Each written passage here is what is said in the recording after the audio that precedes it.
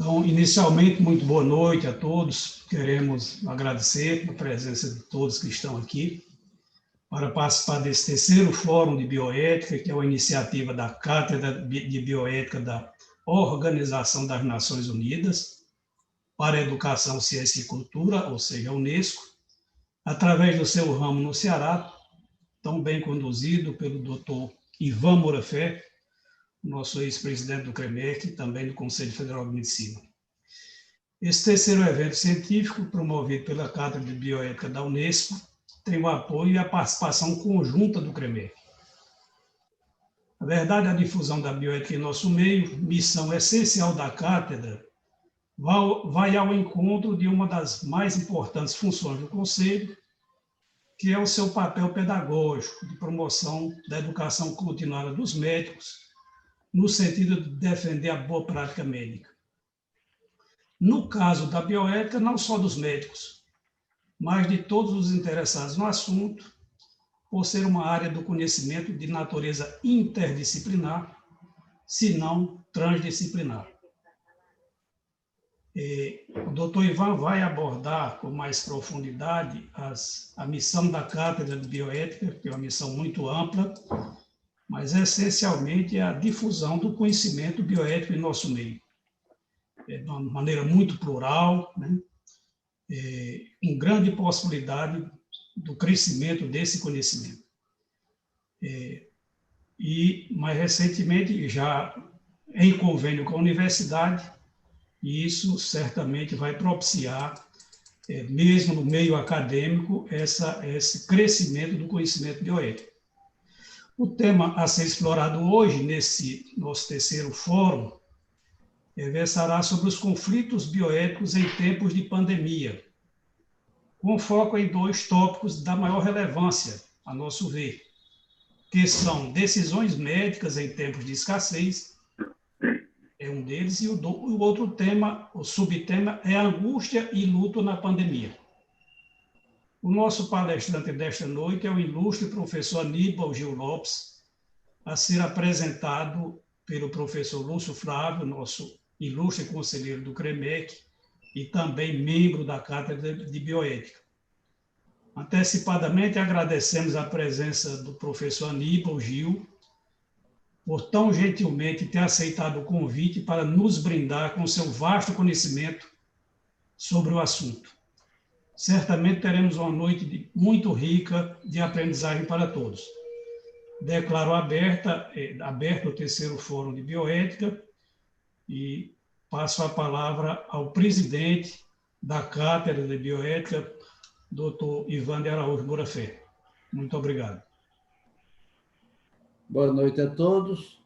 Cumprimento particularmente o nosso ilustre convidado, o professor Aníbal Gil Lopes, e também logo para começar, os nossos agradecimentos pela presteza e a gentileza com que ele se dispôs a colaborar com o nosso evento. O professor Aníbal Gil Lopes é conhecido como ilustre conferencista, como todos veremos daqui a pouco.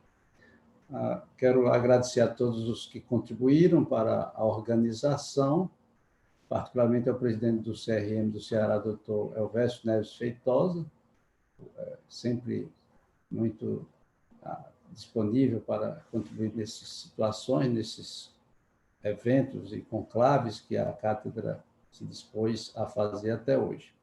Rapidamente, eu digo assim que a cátedra de Bioética da Unesco em Fortaleza foi instalada em 2018, já no segundo semestre.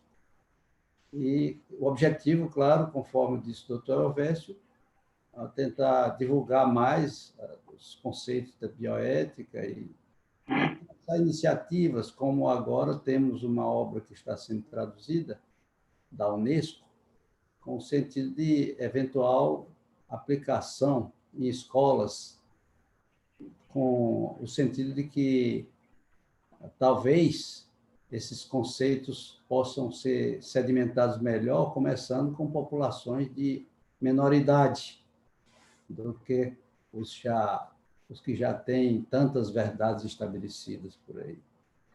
Mas Então, a cátedra se instalou em 2018 e em 2019 fez 2 fóruns de bioética. O primeiro deles, em maio de 2019, o assunto principal foi genética, e iniciando com os potenciais riscos e benefícios da intervenção nos genes humanos. E um outro grande tema foram os dilemas éticos da terminalidade da vida.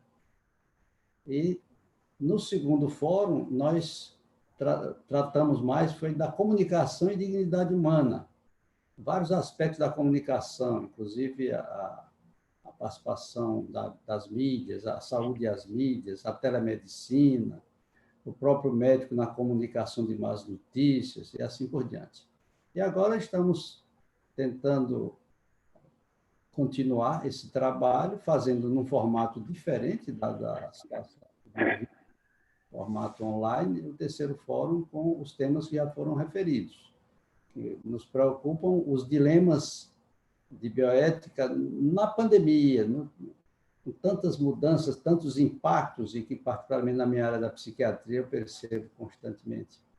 Daí a sugestão de que um dos aspectos seja luto, angústia e luto na pandemia, mas também as decisões, as dificuldades e conflitos que surgem nas decisões médicas ante a escassez de recursos. Portanto, era essa a iniciação que eu queria dar aqui, muito sinteticamente, porque, de fato, a parte maior será a seguinte, com o professor Aníbal Gil Lopes, nosso conferencista. Então, passo a palavra ao professor Lúcio Flávio, que vai apresentar mais detidamente o conferencista. Obrigado, presidente Ivan, muito obrigado, presidente Elvésio. Coube a mim apresentar o professor Aníbal Gil Lopes, né? Nós fizemos um trabalho de tentar diminuir, quer dizer, fazer um resumo do currículo do professor, currículo extenso, muito extenso. Vamos tomar um pouquinho de tempo dos senhores, porque nós enfocamos aqui as partes mais importantes do currículo do professor Aníbal Gil Lopes. O professor Aníbal Gil Lopes é padre, médico e pesquisador e professor universitário. Formação médica do professor Aníbal Gil, a sua graduação se deu na Universidade do Estado de São Paulo, na USP, em 1973. Pós-graduação, doutorado e livre-docência, doutorado em 1976 e livre-docência em 88, em fisiologia de órgãos e sistemas. Ele fez pós-doutorado na Yale University, nos Estados Unidos, em 1981 a 84.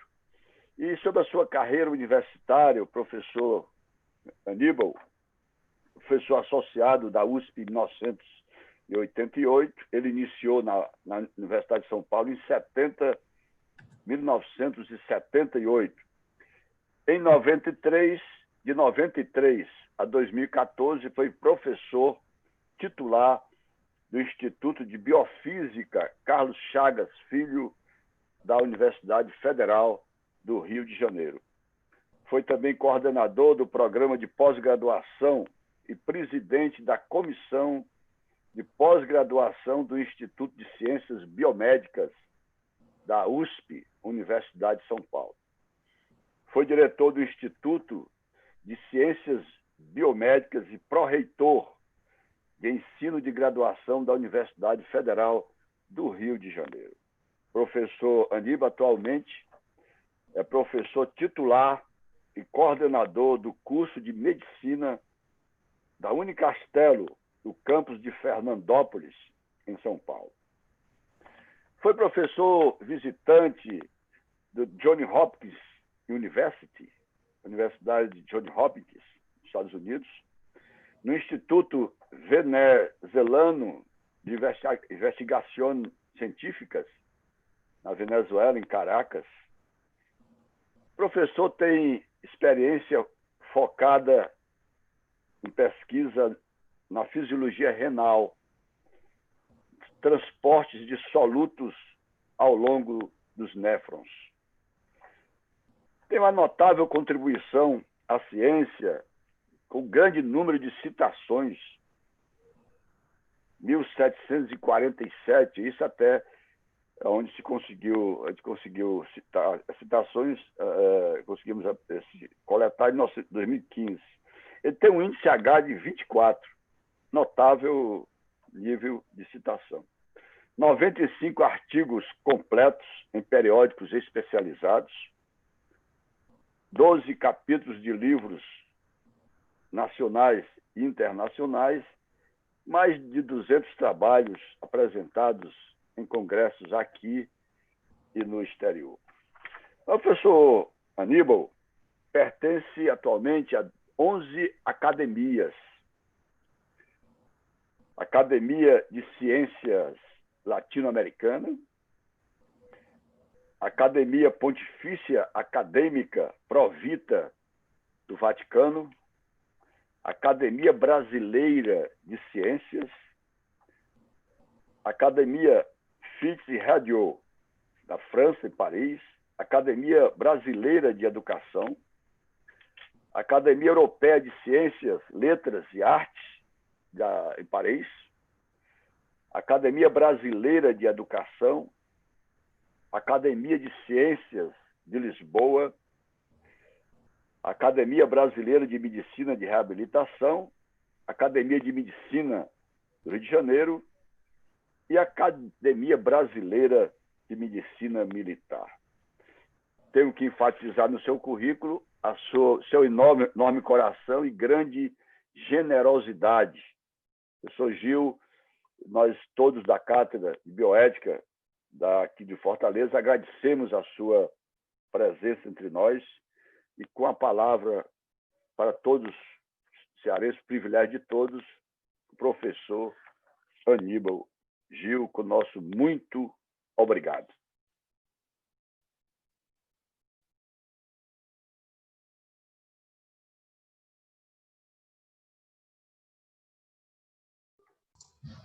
Professor Aníbal, por gentileza, o microfone.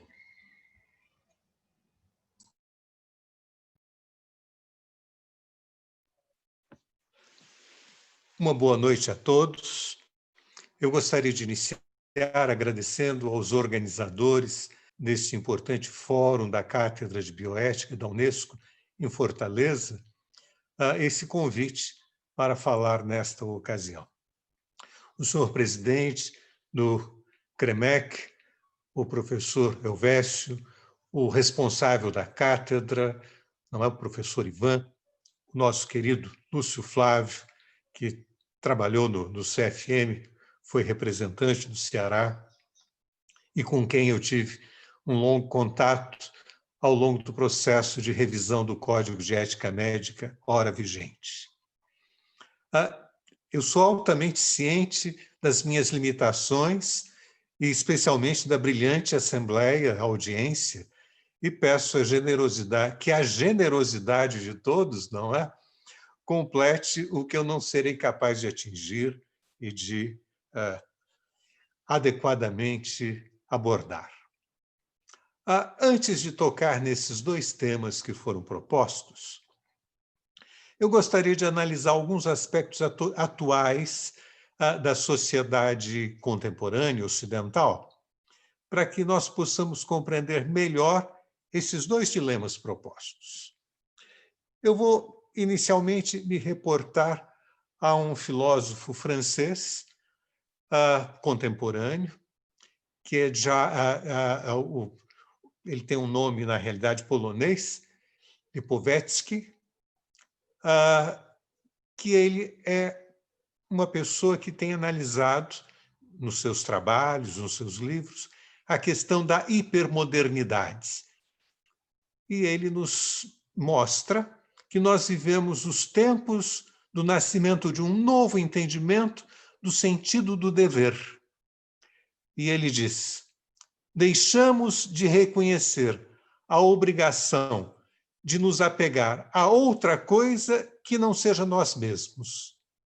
Portanto, nós temos um paradigma contemporâneo que é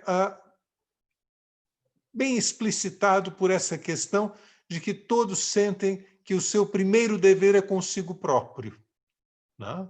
E não se tem a percepção do dever com o outro. Esse sentimento ele deriva de uma nova ordem social que valoriza muito mais o individualismo e o prazer pessoal do que qualquer dever. Para esse filósofo, a sociedade pós-moderna, essa sociedade hiper, não é, moderna, ela seria também a sociedade pós-moralista, né? Ou quando todos os princípios morais e éticos também, eles passam a ser abolidos.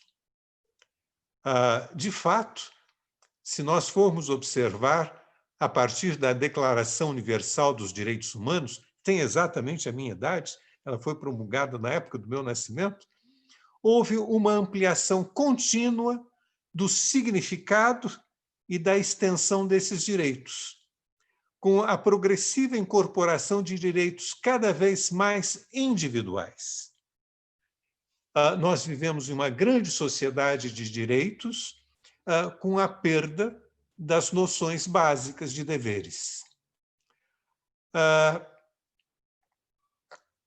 E eu gostaria de lembrar, nesse momento, uma nota que há poucos anos atrás, o Papa Francisco foi no Parlamento Europeu, em Estrasburgo, foi no dia 25 de novembro de 2014.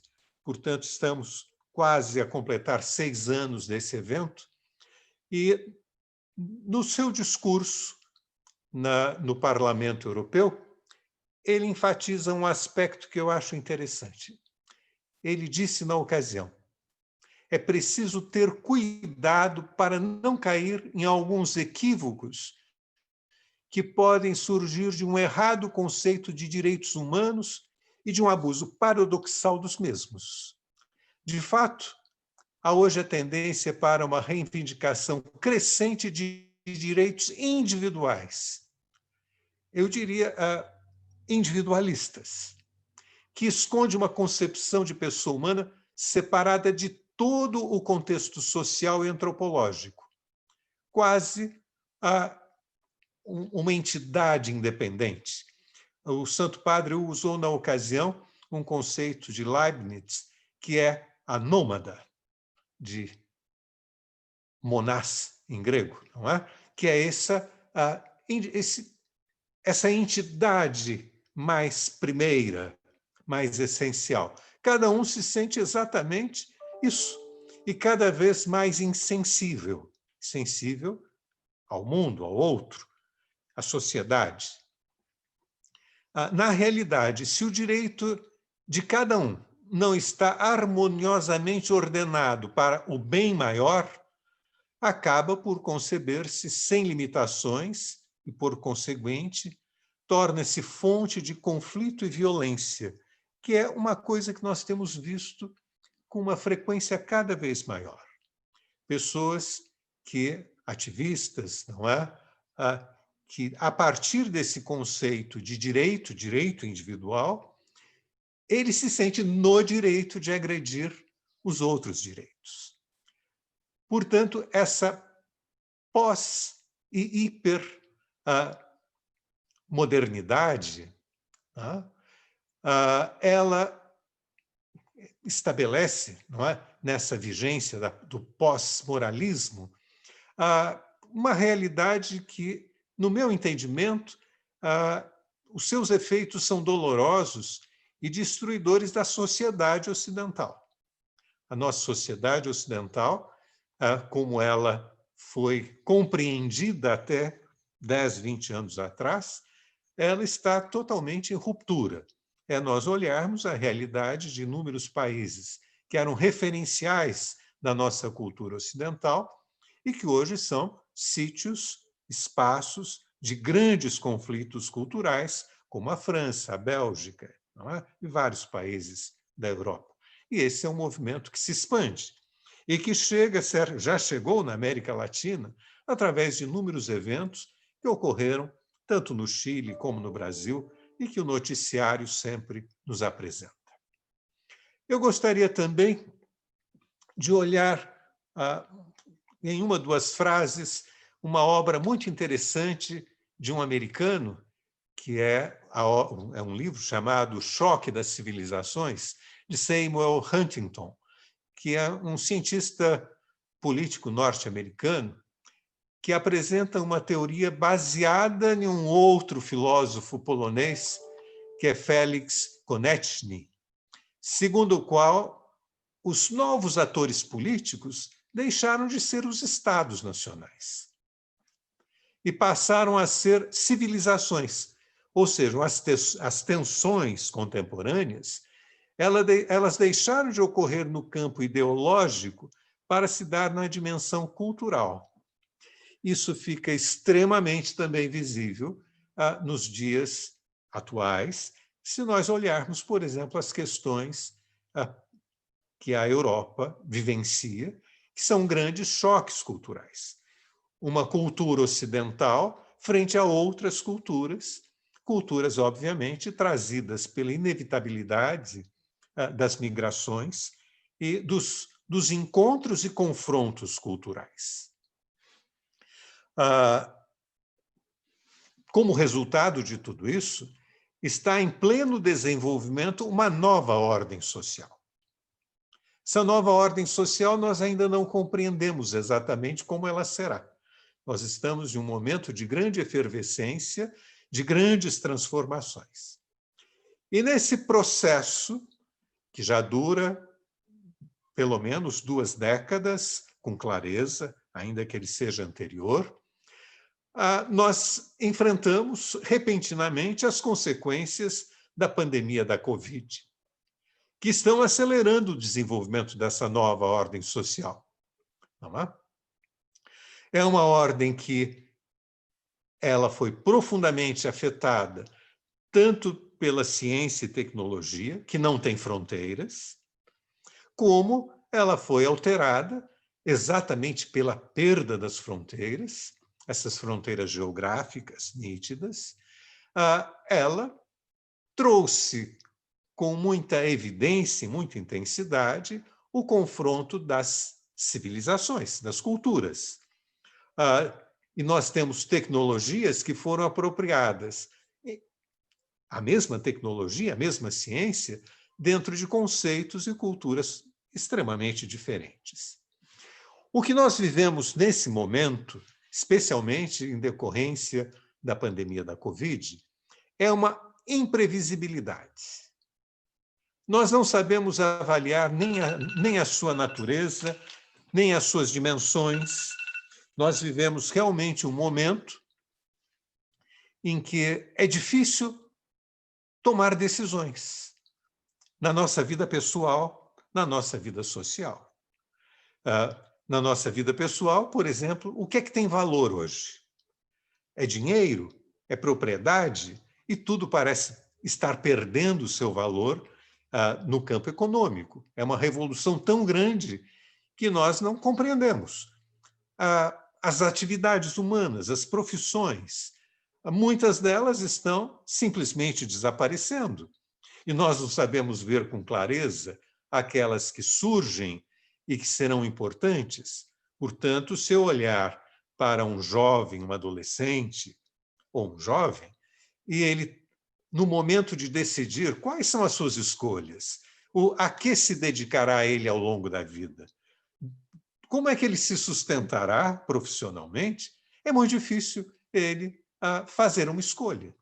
Ou seja, nós vivemos um momento de uma imprevisibilidade que há muito tempo nós não experimentávamos. Certamente toda a geração dos vivos nunca experimentou tal grau de imprevisibilidade, não local, não nacional, mas de uma imprevisibilidade global, mundial. A sensação que eu tenho é que depois dessa hipermodernidade desse tempo da soberania, do egoísmo, do individualismo, da autossuficiência, do hedonismo, que afastaram o senso dos deveres para os outros e para a sociedade, eu acho que o momento, com a sua imprevisibilidade e o seu sofrimento, ele nos traz uma pergunta necessária sobre a necessidade de reconstruir nas consciências o sentimento do dever moral, não é? Qual é esse dever? E exatamente porque nós vivemos um momento de doença,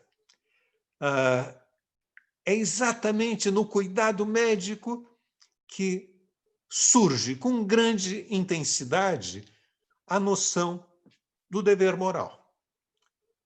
Diante de uma sociedade que se sente pós-moralista, onde todos os valores eles não têm o mínimo significado, os médicos, os enfermeiros, todos os que trabalham na área da saúde e da ciência, porque também é cobrada da ciência uma resposta frente à pandemia, uma vacina rápida, tratamentos eficazes e rápidos, de descobertas rápidas, nós passamos a ser, nós que trabalhamos na área da saúde, pessoas que sofrem a pressão para ter um comportamento extremamente ético, moral, com a noção do dever. Este dever que, diante de toda uma cultura que só sabe enxergar direitos, nós passamos a ter os deveres. Então, é um momento muito particular da nossa sociedade, não é? Em que, tendo optado durante décadas pelos direitos cada vez mais individuais, com uma progressiva perda de responsabilidades e deveres, agora nos encontramos diante de uma profunda crise humana, crise social, crise econômica, crise de saúde, frente a uma situação que vem recolocar a importância da noção de deveres e os limites dos direitos em nossa sociedade. Agora eu gostaria de ir para um segundo aspecto, que é muito marcado, eu diria, nos últimos 30 e poucos anos no Brasil, que é a noção de saúde como direito, que todos nós temos a noção clara de que saúde é um direito. Portanto, mas, todavia, nós perdemos a noção do limite deste direito. Nós perdemos a noção do que é o ordinário e o extraordinário. Então, hoje nós compreendemos como direito, e os juízes assim o compreendem, porque a medicina passou por uma prática altamente judicializada, que é o direito individual, ele é sempre maior do que o direito social e comunitário. Então, nós vemos, por exemplo, medicamentos que custam 1 milhão, 2 milhões por pessoa, medicamentos cujo preço mensal são de 200, 300 mil reais, e isto é imputado como dever do SUS. Certos hospitais-escola do Brasil, grandes centros de pesquisa e de ensino de medicina, se eles acolherem dentro de suas instituições, por exemplo, um centro de doença rara, eles quebram em 2, 3 meses, porque eles não têm orçamento possível para cobrir todas as demandas judiciais, que são da ordem de bilhões. Se não me engano, no ano passado, a judicialização no Brasil chegou à ordem de 7 bilhões de reais. E isto, como grande parte desses medicamentos são adquiridos no mercado internacional, eles são dolarizados, e nos últimos meses nós tivemos uma grande alteração de taxa de câmbio, com um impacto muito maior. Portanto, o que é ordinário e o que é extraordinário? Claro que a dor de cada um, ela não tem preço. Não tem preço.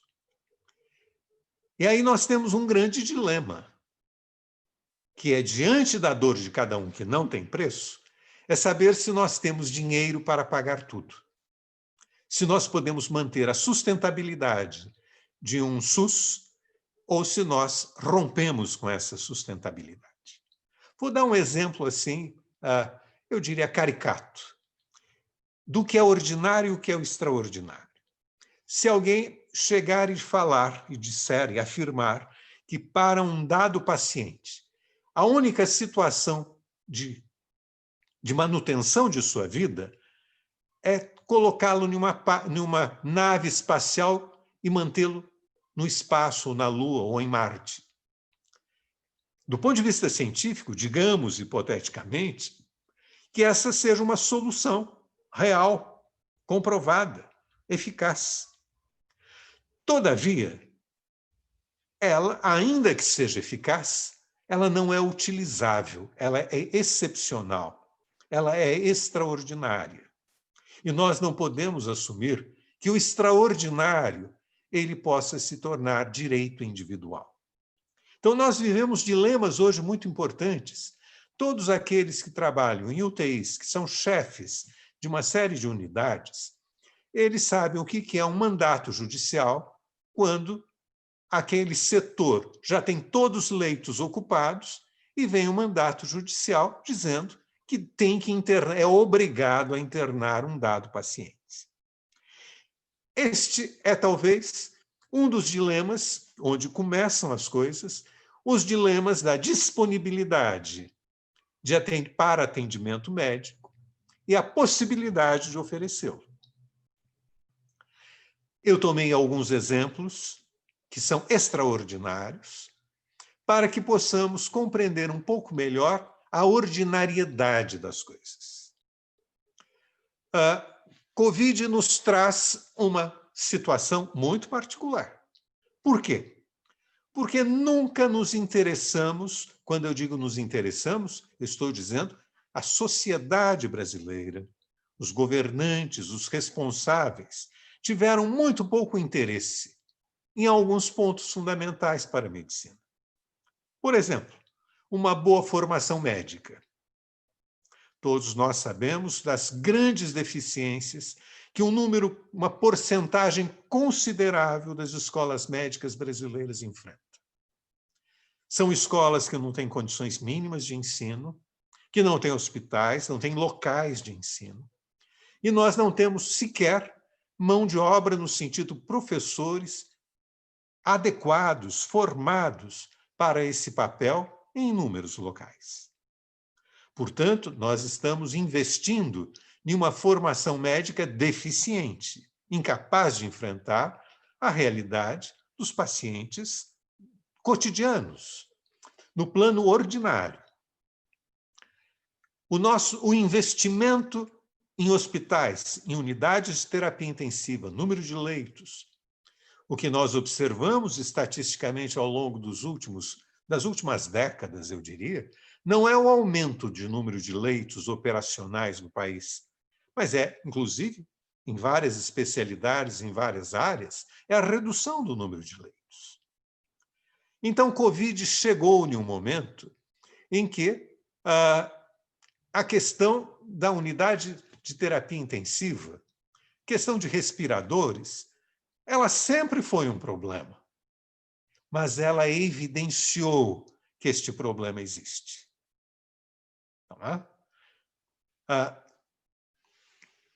E eu percebo que, já passada a primeira onda, a primeira fase, nós não fomos capazes de dar respostas realmente eficazes. Talvez tenhamos tido escolhas inadequadas, uso do dinheiro público de modo possivelmente criticável, e nós estamos começando a enfrentar em algumas regiões do país um recrudescimento do número de pacientes. Em algumas cidades, isso, especialmente no Pará, Belém, como exemplo, não é? Onde o recrudescimento está sendo grande e rápido. E em outras grandes cidades, outras regiões do país também. Aí a gente tenta apelar para a bioética. Aí a gente se lembra que bioética existe.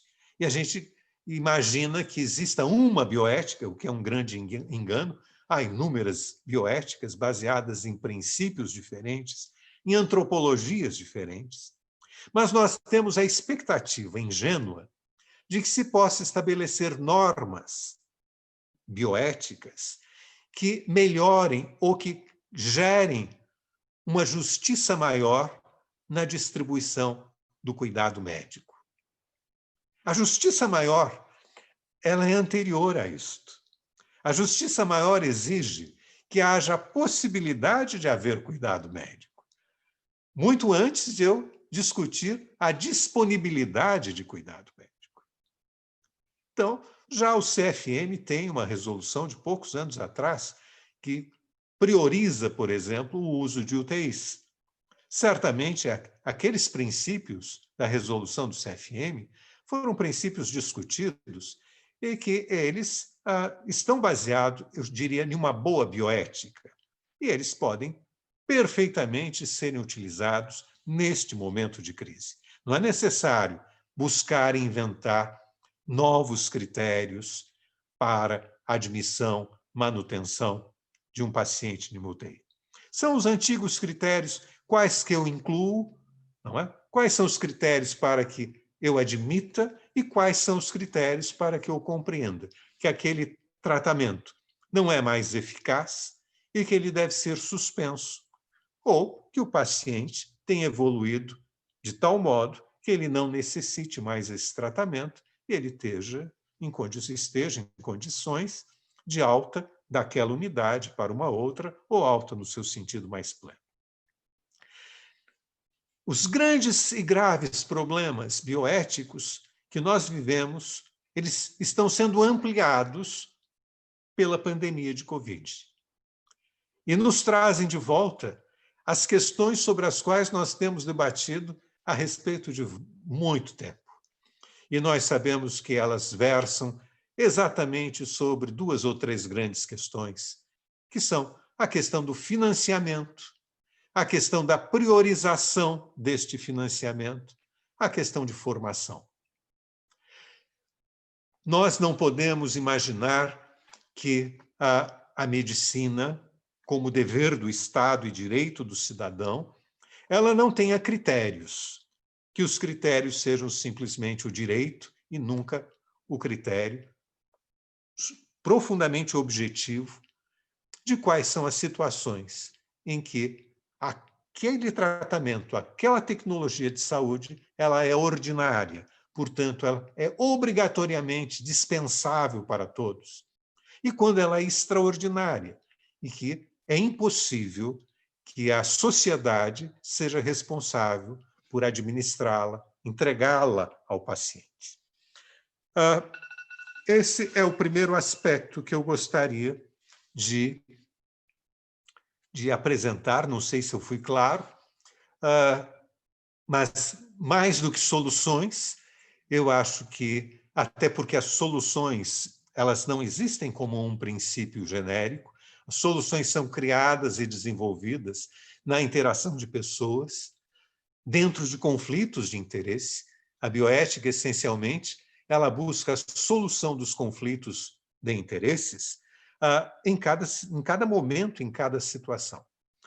E dentro de um país com grande diversidade cultural, grande diversidade social, um país extremamente plural, onde todas essas discussões, elas, se não forem realizadas aqui e agora, naquela realidade, elas podem ser muito inoperantes e incapazes de dar respostas. Nós vivemos de um país onde as fronteiras são muito próximas. A gente pensa em fronteira como fronteira geográfica, mas há fronteira cultural, há fronteira social. E nós esbarramos nessas fronteiras cotidianamente. Nós esbarramos nessa fronteira quando conversamos com pacientes.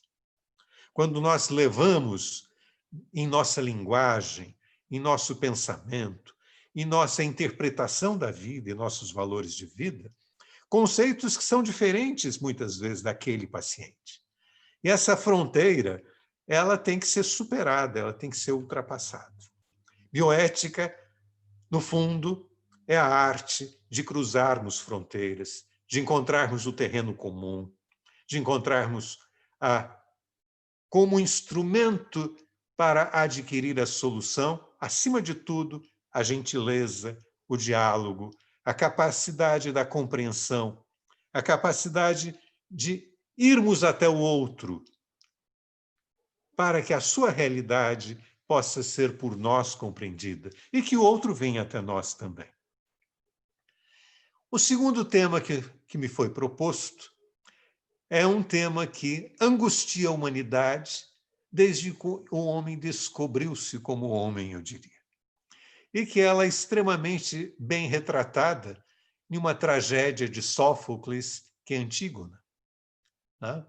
Em que nós temos ali duas irmãs, Ismênia e Antígona, uma amedrontada diante das ordens do rei Creonte, que proíbe que o seu irmão seja sepultado, e a Antígona, que enfrenta, não é?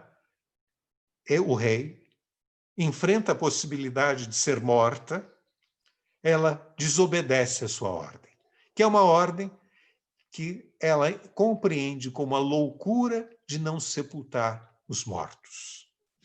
Se eu for olhar do ponto de vista psicológico, não é mais freudiano, talvez, eu não posso, ninguém consegue ficar em paz com os seus mortos se não fizer as pazes com seus mortos. E os seus mortos não dialogam mais. Aqui, o tempo perdido, os gestos desejados e não realizados, eles não podem mais ser realizados.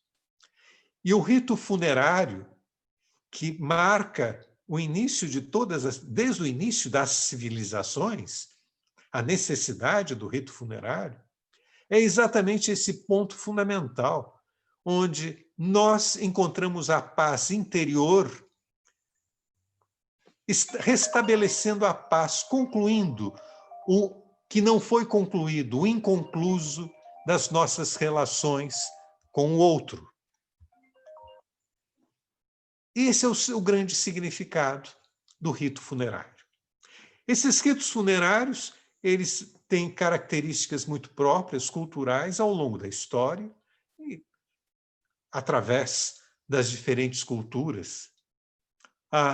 Ele não pode deixar de existir. Nós vivemos este momento, um momento semelhante é dessa loucura do rei Creonte de impedir o rito funerário e da Antígona, que enfrenta Creonte. E, por outro lado, o medo de Ismênia, que não quer sepultar seu irmão para obedecer a Creonte. Nós temos que encontrar a forma de sepultar os nossos mortos. O que eu digo absolutamente não é infringir normas sanitárias, mas nós temos que descobrir uma nova forma dos ritos funerários.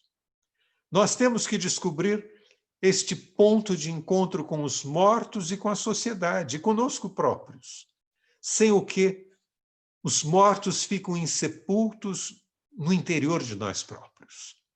Não é o morto insepulto lá fora, é o morto insepulto dentro de nós próprios.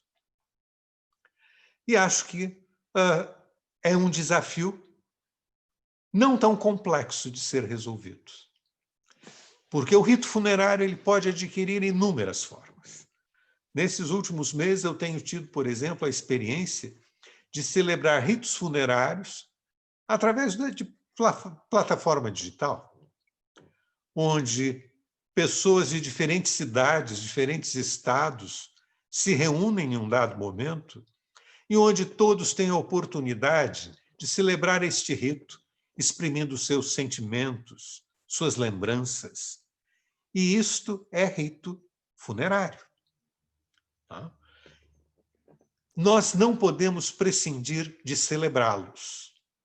Nós não podemos considerar que os mortos se sepultam, porque não é o problema do morto, um problema nosso, dos vivos, não é? É um problema de consciência, é um problema da incompletude da relação humana. E essa relação humana, ela tem que se completar. Como o outro já morreu, eu tenho que completar de uma outra forma. Sempre foi assim que o rito funerário significou em nossas vidas, né? Este sempre foi o significado dos ritos funerários na vida das pessoas, nas diferentes circunstâncias, civilizações e épocas ao longo da história, pois desde a pré-história nós localizamos sítios funerários. É uma das melhores formas de se compreender culturas do passado, através da análise dos seus sítios funerários. Portanto, eu não gostaria de me prolongar, porque eu sei que tudo que é feito através das plataformas digitais, elas cansam muito o ouvinte, por falta de uma interação mais direta, mais pessoal. Eu deixo aqui esses pequenos referenciais e eu gostaria de transformar isso um pouco mais em uma conversa, não é? Uma conversa noturna, como antigamente a gente tinha conversas ao pé do fogão, nas casas do interior, onde eu nasci e onde eu vivi, essa conversa de cozinha, onde as pessoas são capazes de dialogar, de colocar suas ideias, sem nenhuma pretensão de ter alguma ideia extraordinária, mas sabendo que todos têm uma riqueza e que é colocando em comum que a gente enxerga mais longe, que a gente elucida certas situações. Então, agradeço a paciência e que nós sejamos capazes de, através de um diálogo, através de nossa ação na sociedade, porque esta audiência é altamente privilegiada, porque ela é formada por pessoas que contam na sociedade para, não somente para, mas contam na sociedade com pessoas que iluminam, que direcionam, que buscam e trazem soluções. Eu agradeço, continuando nessa nova dinâmica, que não é eu falar sozinho, mas nós interagirmos um pouco. Como eu disse no início, que a minha falta de conhecimento ela seja suprida pela generosa contribuição de cada um. Obrigado. Nós é que agradecemos, professor Aníbal, pela magnífica exposição. E se o professor permitir, a gente abriria para algum questionamento. Eu não sei como é que, com tanto essas pessoas, eu imagino que os conselheiros do CREMERGE, por exemplo, do CREMEC, as pessoas da cátedra, talvez tivessem, nesse primeiro momento, a prioridade, não só para fazerem perguntas, como para adicionarem outros esclarecimentos, não é? Outras visões, outros entendimentos. Isso poderia ser levantando a mão e quem coordena a sessão dando a palavra, abrindo o microfone para essa pessoa. Perfeitamente. Então, a palavra está facultada, senhoras e senhores conselheiros, componentes da cátedra. Se alguém quiser fazer alguma manifestação, fique à vontade. Presidente Elvésio, Lúcio Flávio. Lúcio Flávio.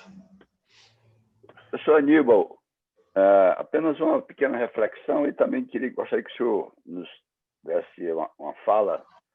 O senhor já entrou muito profundamente nesse tema, mas uma coisa que aguçou muito nessa pandemia foi a questão da morte solitária, né? Que você colocou aí, como usou uma expressão muito interessante, mortos insepultos dentro de nós próprios.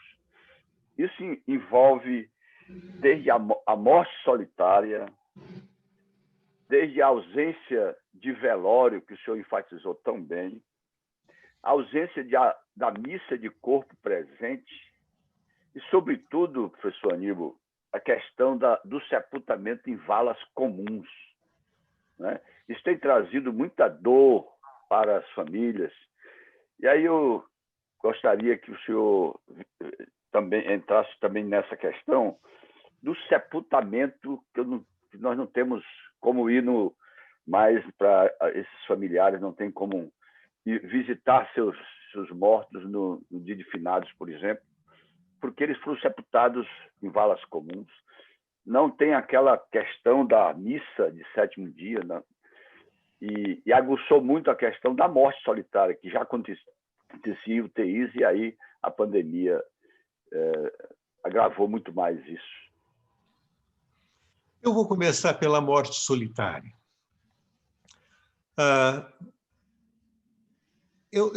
Quando era muito jovem, eu trabalhei em UTI. E eu diria que quem trabalha em UTI, seja enfermeira, auxiliar de enfermagem, técnico de enfermagem, o médico, as pessoas da limpeza, se elas tiverem o profundo senso de humanidade, ninguém morre sozinho no UTI. Às vezes morre muito mais cercado de afeto e carinho do que poderia ser em sua própria casa. Eu acho que o papel dos profissionais de saúde, às vezes, não é reconhecido. Que o profissional de saúde não é só um técnico de saúde, é um técnico em humanidades. É alguém que escolheu aquela atividade técnica por uma razão profundamente humana. Pelo menos grande parte dos médicos, quando sonharam e desejaram ser médicos, podem até depois ter se desvirtuado. Mas o primeiro motivo foi o desejo de ir ao encontro do outro. Então, eu não quero minimizar, mas nós não temos, de fato, nas nossas UTIs, doentes que morrem sozinhos. Por sinal, a maior parte deles morrem inconscientes. Não é uma questão de solidão, porque eles são anestesiados, entubados, não é? E, portanto, há todo um processo que, muito antes dele passar um longo tempo na UTI, ele já perdeu a sua consciência e o seu contato com o outro. Essa morte solitária, ela tem um reflexo muito maior na família que não pode ver o seu doente. Este é o ponto. O doente até que não está solitário. Ou ele está inconsciente, ou ele está acompanhado por pessoas, de um modo geral, muito generosas e muito humanas. Mas a família, que não sabe o que acontece com o seu paciente, com o seu doente, que tem muitas vezes informações extremamente breves e inacuradas sobre o estado de saúde do paciente, a família sofre. A família sofre por não saber quais são as consequências, qual é a duração, qual é o estado real, qual é a previsibilidade.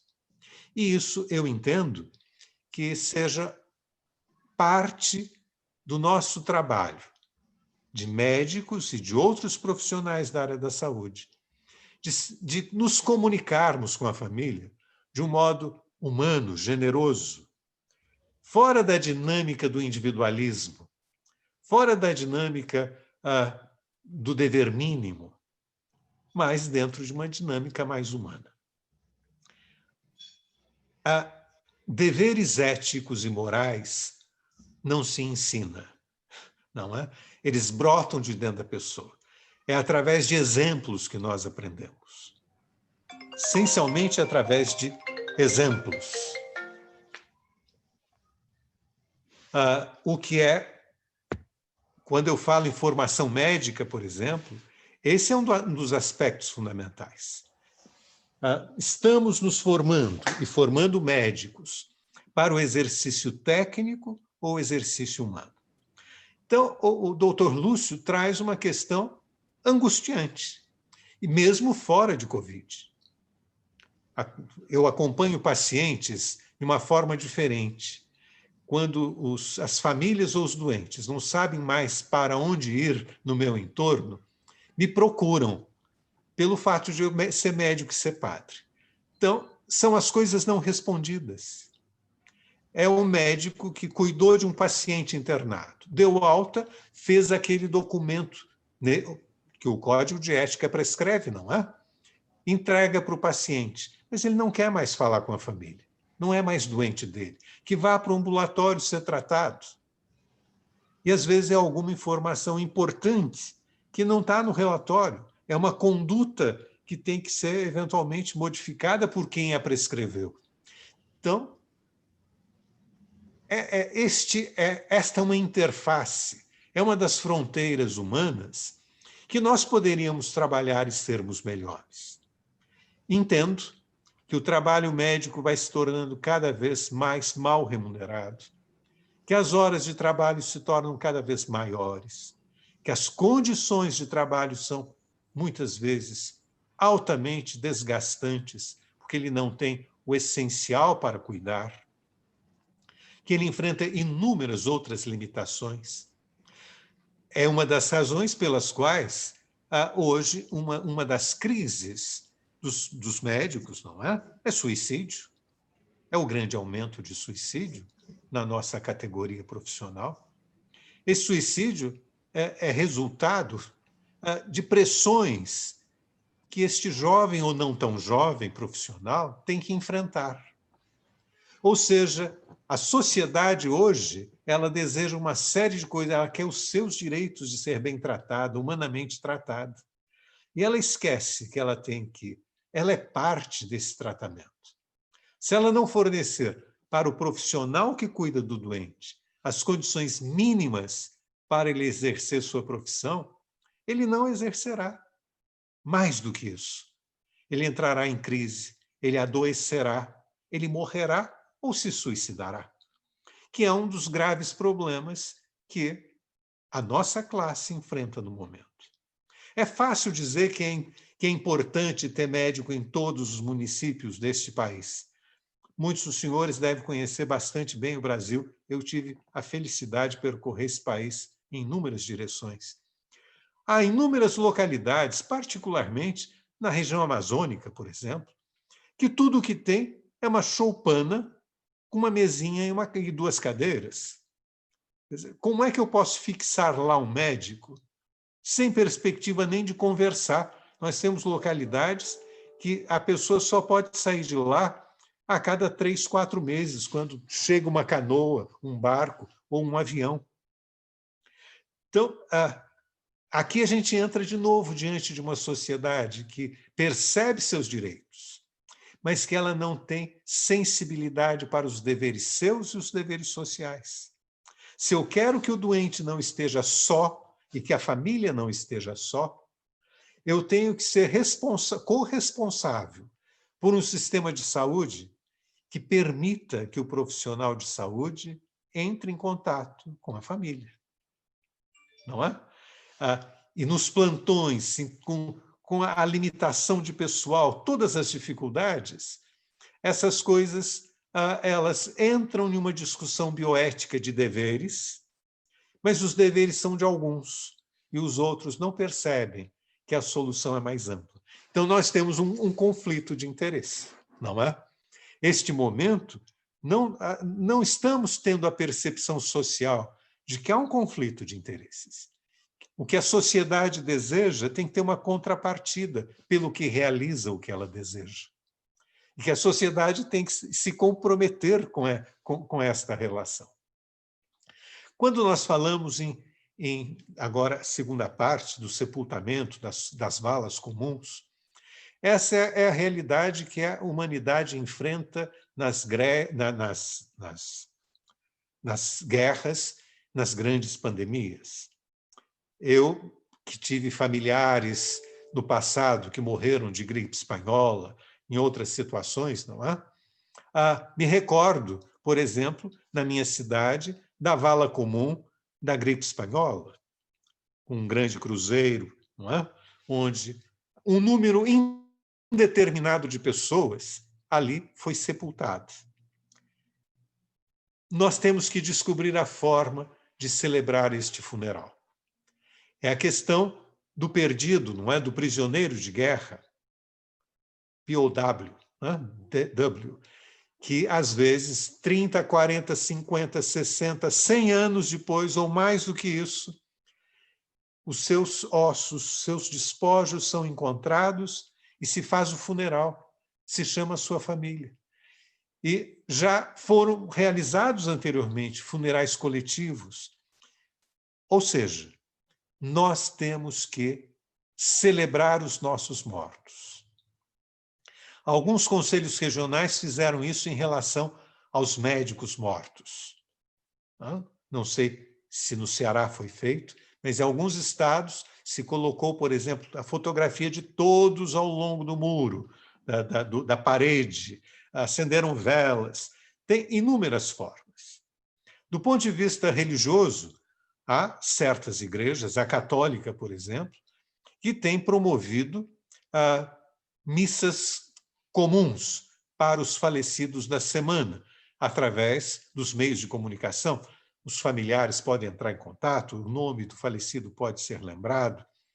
Nós temos que ir descobrindo essas coisas, porque o que o professor Lúcio Flávio diz é realmente uma dor imensa. É a impossibilidade de dar sepultura, é a impossibilidade de viver os últimos momentos, os últimos dias ou semanas, sem nenhum contato com aquele que está morrendo. São ansiedades imensas e que nós deveríamos encontrar soluções simples. Eu diria que são soluções simples. Se o paciente tiver, por exemplo, consciente, é mais do que possível, com a tecnologia atual, que este paciente converse com sua família na sua casa, através de uma plataforma como essa que nós estamos utilizando. Seria um celular comum, um celular da unidade terapêutica, que entraria em contato com a família. E a família poderia ver o seu doente, trocar uma palavra, não é? Em situações particulares, mesmo com o paciente inconsciente, talvez este contato visual ele possa suprir uma ausência de qualquer contato. Portanto, essa grande transformação social pela qual passamos, ela exige de nós criatividade. Ela exige a ousadia de fazer o que não fazíamos. Exige que a gente vença barreiras, que a gente não tenha medo do novo, que pode dar errado, pode não dar certo, mas se a gente não experimentar, nós não teremos solução. A não solução é pior do que uma péssima solução, não é? E uma não decisão, não é? Não decidir é muito pior do que ter uma decisão errônea que pode ser reformada posteriormente. Então, nós temos que, nesse momento de grande imprevisibilidade, todos nós sentimos na nossa vida cotidiana essa imprevisibilidade. O que fazer? Pessoalmente, onde morar? Onde, não é? Muitos médicos voltam para sua casa depois de um plantão, ficam no hotel, ficam com medo de expor a sua família a um possível contágio. Há tantas imprevisibilidades, há tantas dores que este momento nos oferece, que a nossa esperança e a capacidade de buscar soluções, ela deve ser magnificada, ela deve ser ampliada.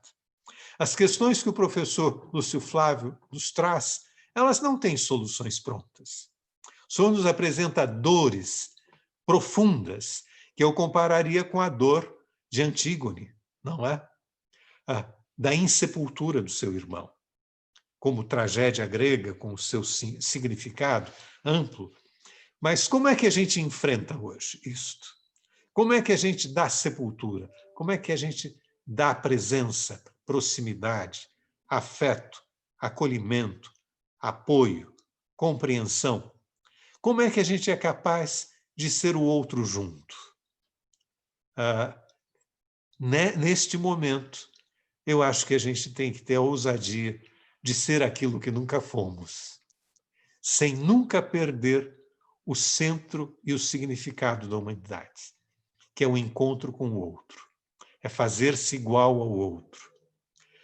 Com essa noção profunda que nós viemos do pó e para o pó voltaremos, e todos somos pó, todos somos do mesmo barro, do mesmo humus, da mesma natureza. E que é nesse encontro humano que a gente pode minorar aquilo que nos machuca e para o que nem sempre temos uma solução real e factível. Não sei se eu enderecei, se eu respondi a sua pergunta, meu caro amigo. Respondeu muito, belíssimamente bem, professor. Muito obrigado. Muito obrigado. Tenho só uma pergunta aqui. O conselheiro Renato Evandro está inscrito. Conselheiro Renato. Posso falar? Bom, boa noite a todos. Saudações a todos que participam, especialmente ao professor Aníbal Gil. Parabéns pela magnífica explanação até agora. Na verdade, as palavras do senhor endossam, né, algum sentimento que eu tenho, pessoalmente, em relação à bioética, né? Eu sei que a bioética ela sempre se confronta, né, com dilemas, né, que seguramente ela não se propõe a resolver, né? Desde muito cedo, essas perguntas acompanham a humanidade e provavelmente nós nunca teremos uma resposta definitiva para muitas delas, até porque não existe uma resposta definitiva que se aplique a todos, né? Muitas vezes, talvez o papel da bioética seja justamente estimular que cada um procure, né, essas respostas de acordo com as características daquela situação.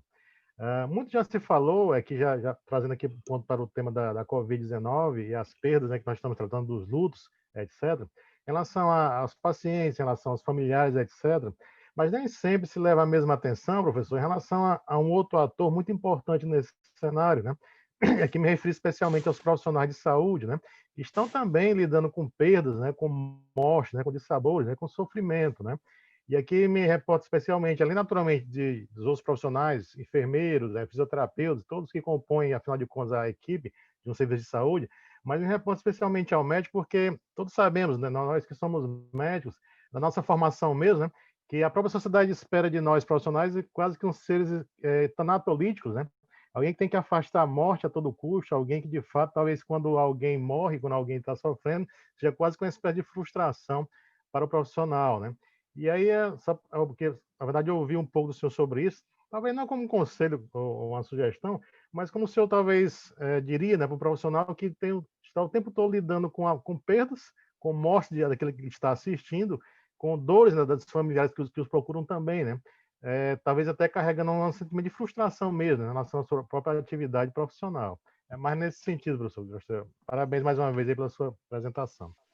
Meu caro doutor Renato, o senhor utilizou uma palavra muito, muito interessante, muito importante, que é baseada em Thanatos, morte, não é? Que a figura do médico é um pouco essa figura do que destrói a morte, que é uma figura ideal e falsa. Quando o médico se coloca nessa posição de onipotência, aquele que é capaz de superar a morte, quanto maior for esse sentimento, maior será a sua frustração, maior será o seu sofrimento. Se nós compreendermos que a morte é parte do viver, eu aprendi isso há muitos anos atrás, quando eu morei muitos anos nos Estados Unidos, quando eu era jovem, não é? Meu pós-doutorado, eu fiquei lá 4, 5 anos. E ao lado da minha casa, eu morava em uma paróquia, e ao lado da minha casa haviam várias funeral homes, casas de funeral, não é? Velórios. E desde da Guerra Civil Americana, que todos os cadáveres têm que ser preparados, embalsamados, porque eles tinham que ser transportados do sul para o norte frequentemente. Essa era a razão. E o costume se transformou em uma lei sanitária vigente até hoje. E um desses vizinhos era o dono de uma dessas casas mortuárias. Um dia ele me deu uma definição da sua profissão. Imagina um indivíduo que se dedica, não é para curar. A sua profissão é cuidar de cadáveres. embalsamá-los, fazer o funeral e enterrá-los. É o mortician, não é? Que no Brasil nós não temos exatamente essa profissão, a não ser o coveiro, mas a profissão de cuidar de um cadáver, de embalsamá-lo durante dias, nós não temos aqui no Brasil. Mas ele me disse uma coisa que eu guardo até hoje com muita clareza. A morte é o atestado de que uma vida foi vivida. Para quem enfrenta a morte no cotidiano, eu diria que esse profissional que mexe com cadáver, ele trabalha com a morte de uma forma muito mais dramática do que o próprio médico, que tem sucesso muitas vezes. Se nós não compreendermos a razão do que fazemos, nós sofreremos. Também me recordo, por exemplo, a minha formação foi muito em área básica, portanto, eu fiz muitas autópsias quando eu era jovem, no serviço de verificação de óbito, não é? Não a parte legal, mas a verificação de óbito, do ponto de vista de anatomopatologia. Portanto, nós tínhamos aqueles técnicos, que era realmente quem transportava cadáver, quem fazia as grandes incisões. O anatomopatologista, ele chega para analisar, para tirar a amostra, mas não é ele que serra um crânio, não é ele que abre um abdômen, um tórax, não é ele que costura de volta e dá uma apresentação digna para devolver o cadáver para a sua família. É um técnico, frequentemente com formação escolar muito baixa. E ele enfrenta a questão da morte. A gente não enxerga essas pessoas. Se estas pessoas, médicos, pessoas que cuidam lá do laboratório de anatomia patológica, e todos esses que mexem diretamente com a morte, se nós não encontrarmos o grande significado da vida, nós não encontramos o espaço da morte, porque a morte é parte da vida. A morte é o atestado que uma vida foi vivida. Ela não pode ser dissociada do viver. E eu acho que esse é o ponto talvez mais importante. O quanto nós amadurecemos em nós que o morrer é viver. E que eu só morrerei bem se eu tiver vivido bem. Não é? O morrer é esse momento em que a nossa vida chega ao seu clímax, ao seu máximo. E esse máximo ele será maior ou menor, dependendo de como nós preenchemos esta vida. E o médico também.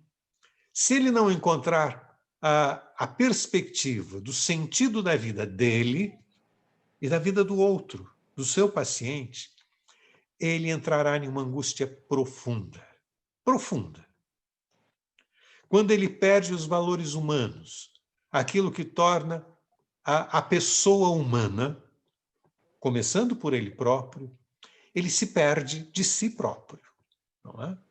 Então, quando eu vejo médicos, colegas e outros profissionais da área da saúde amargos e azedos, eu percebo que eles não foram cuidados, que eles não foram humanizados, que eles não foram acolhidos, que nós, como professores, eu sou professor há mais de 50 anos, em carteira registrada, não é? Mais de 50 anos. Se nós, como professores, nós não fizermos a nossa arte de ensinar, a arte de amar e levar o outro a descobrir o amor pelo conhecimento, o amor pelo outro, o amor pela vida. Se nós não formos aqueles capazes de plantar no coração de cada um a semente da alegria que é mais forte do que o sofrimento, o amor que é mais forte do que a morte, não é? A alegria que é mais forte do que o sofrimento, nós não construímos aquilo que deveríamos construir, que é um outro mais humano, que é um outro capaz de, frente à dor, descobrir a alegria de ser. É nesse momento exatamente que nasce a virtude. A virtude não é ser alegre porque tudo é bom. A virtude é conseguirmos descobrir a razão da alegria quando tudo nos parece profundamente ruim. Quando nos parece que tudo perdemos, é ter a alegria de termos sido. Não é? Que às vezes a gente esquece que a gente deveria ser alegre por termos sido, pelo que tivemos e recebemos. É a profunda noção da gratidão. Eu não preciso ter aqui e agora. O simples fato de ter tido já deve me fazer feliz. E isso envolve necessariamente a capacidade de voltarmos para dentro de nós. E o professor é aquele que tira o aluno, né, o olhar do aluno para fora. Eu, quando vejo alguém que projeta muita coisa, tem muita figura, muito gráfico, ele está chamando a atenção do aluno para o lado de fora. Quando a sua função essencial é conduzir o seu olhar para o lado de dentro, para a descoberta das coisas. A descoberta é um fenômeno interior, não é? Não é eu apresentar uma solução, mas é eu levá-lo a descobrir dentro de si o entendimento e a solução das coisas. Tanto sejam fenômenos científicos, como sejam fenômenos da natureza, como sejam os fenômenos humanos. Eles não podem ser externos. Eu só os descubro nesse movimento de voltar-me para dentro de mim próprio. É por essa razão que, como professor velho, eu nem sei usar esses slides, projeções, PowerPoints e coisas desse tipo. Eu sei usar, mas não tenho interesse em usá-los. Porque o único lugar onde eu posso projetar alguma coisa é no interior de alguém. É no seu pensamento, é no seu sentimento. E isso é o que muitas vezes nos falta. Nós preparamos médicos para o lado de fora. Preparamos o médico para a doença externa ou interna. Existe medicina interna porque havia medicina externa, não é? Medicina interna eram os remédios, a medicina externa era a cirurgia, porque a cirurgia não entrava do lado de dentro, era sempre superficial.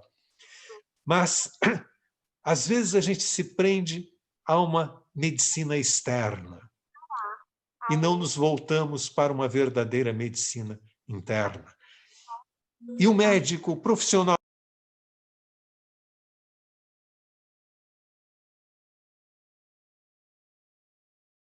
dimensão interna. Quando ele se descobre internamente, ele poderá exercer a medicina para o lado de fora, porque ele descobriu-se como terapeuta. Ele descobriu-se como aquele que tem o dom de tornar a vida mais plena ou mais suportável. Meu caro professor Renato, conversar com um professor antigo e velho é perder a noção de tempo. O senhor me desculpe ter falado tanto e não ter falado nada. Imagina, um prazer, uma satisfação, professor. Obrigado. Doutor Ajax, está também inscrito, professor Ajax. Boa noite a todos. Professor Aníbal, muito obrigado pelo aprendizado sobre esses dois temas e, considerando sua enorme experiência no Brasil e no mundo, como o senhor, quais as vantagens e desvantagens do globalismo, ora em curso, sobre alguns aspectos éticos, por exemplo, da liberdade, da privacidade, da autonomia? O senhor coloca uma questão muito importante, né, muito contemporânea, não é? Que é qual é a vantagem de um mundo global, de um mundo globalizado? As desvantagens também. Eu acho que a sociedade teve a expectativa, 30, 40, 50 anos atrás, que a globalização seria um grande benefício. E tem alguns benefícios.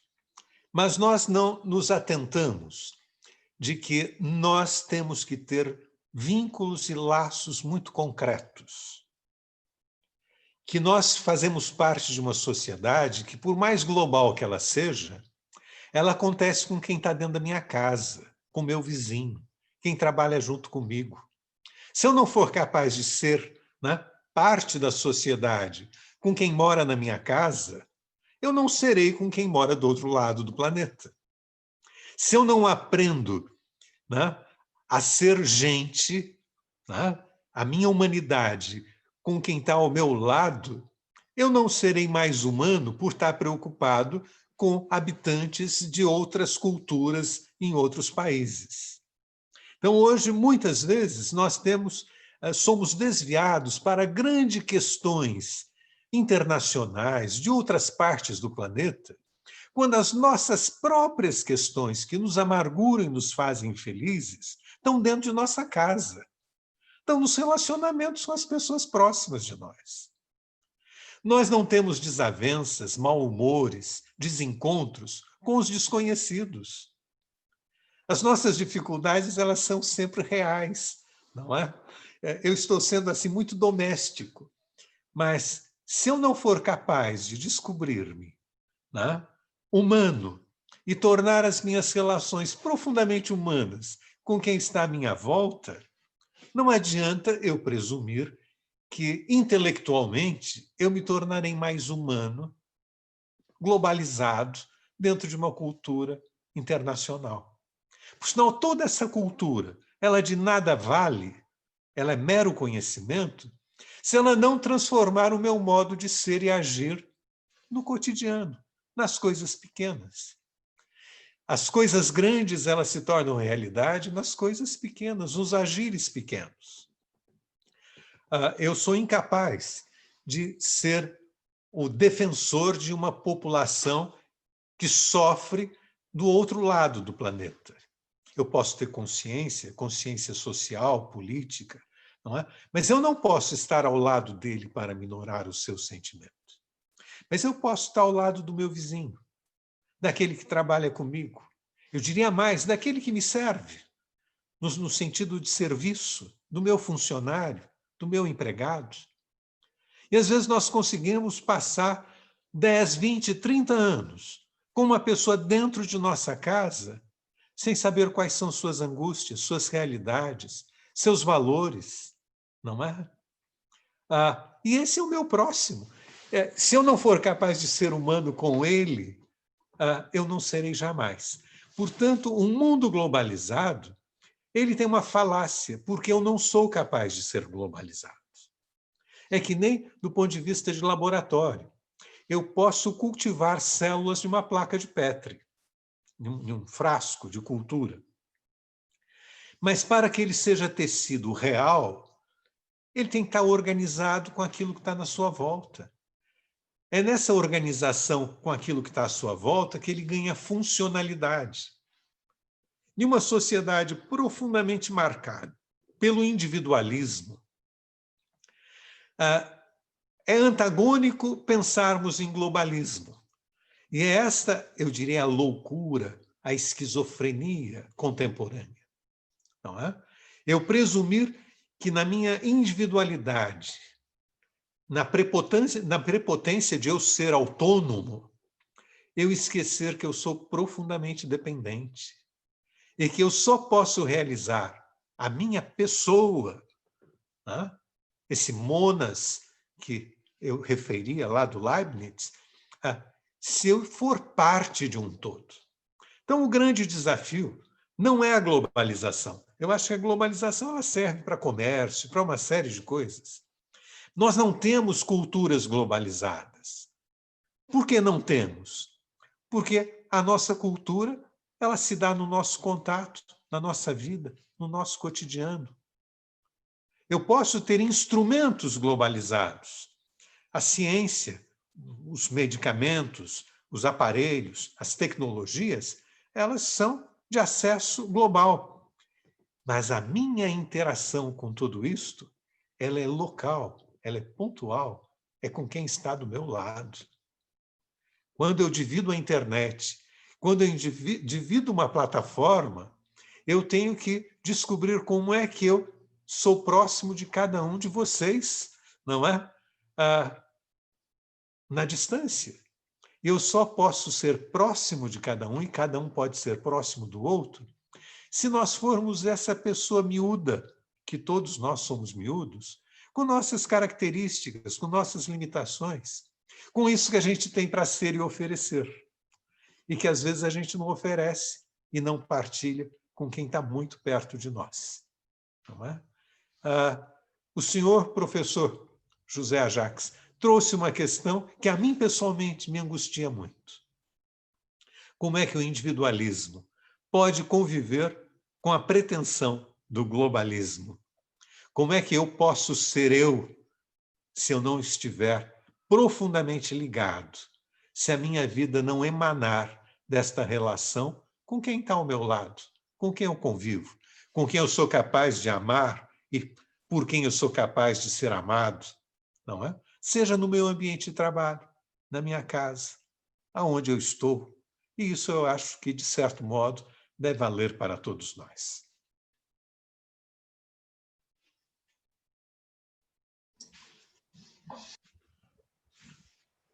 Muito obrigado, professor. Mais alguém?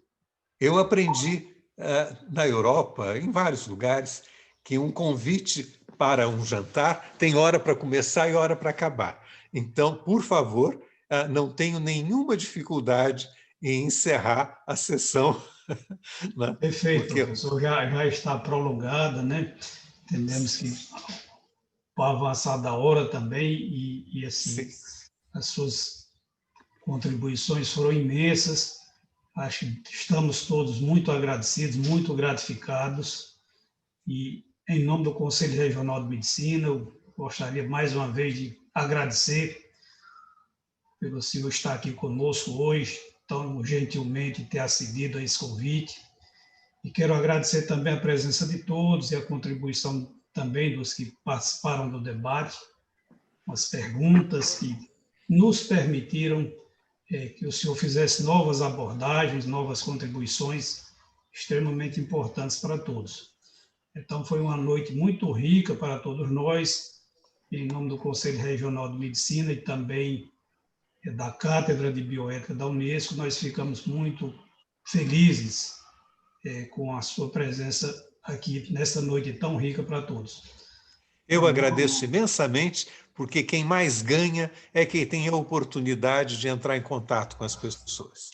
Eu sugeriria, nesse último minuto, que talvez todos abrissem suas câmeras, porque se cair a internet não é mais problema. Mas pelo menos eu serei capaz de ver vocês e vocês verem-se uns aos outros.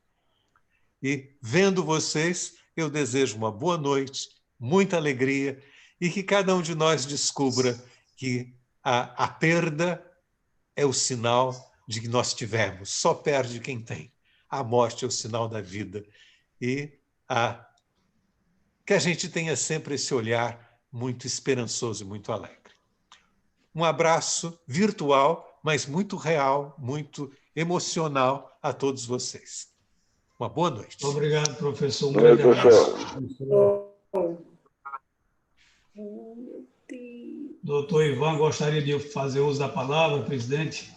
Apenas para também agradecer ao professor Aníbal, não é a primeira vez que eu o ouço, e sempre fico muito impactado, porque não é só conhecimento, é sabedoria que ele coloca e muita sensibilidade humana, de tal forma que a gente fica com material, com conceitos para metabolizar por muito tempo. Muito obrigado, professor. Uma boa noite a todos. Muito obrigado mais uma vez pela presença.